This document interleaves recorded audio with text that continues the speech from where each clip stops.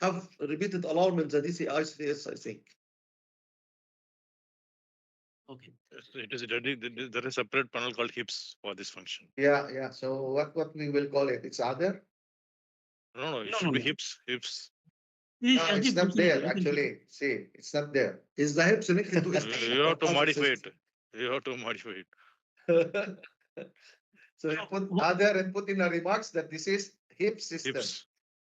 In the Okay. remarks, Yeah. if there is a remark, yeah, just put it. This is hips.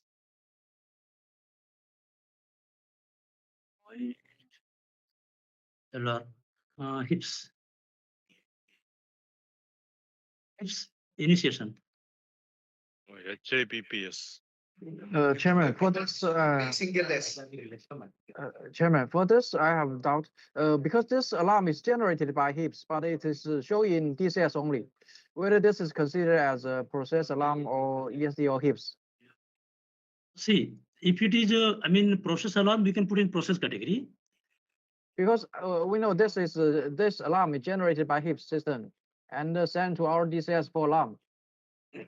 Whether this will be considered as a hips alarm or process alarm.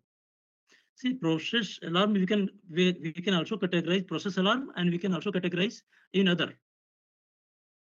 In fact, it is a process alarm because it's a process parameter which is being monitored there, right? PAHH.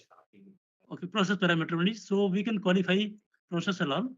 Yes, alarm, and you just say it's And hips. in the remark section, I have put the hips. So Yes. people will refer it. Now, guys, we want to understand the likelihood of this scenario.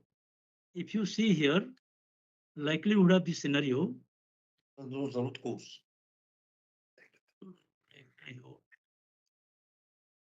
Depends on the root cause. Yeah. Likelihood of you are saying root cause or hips. I would say let us consider the hips likelihood. I would say it is a B or C category. Hips action, hips tripping is a very Unlikely, yes. Not always. B or C has occurred in worldwide industry, but not. It could happen already in ADNOC, right? So it I could would be C. I would put B. I would put C. I would put C. Could be C, yeah. No, Chairman, can you explain what is the base of this C?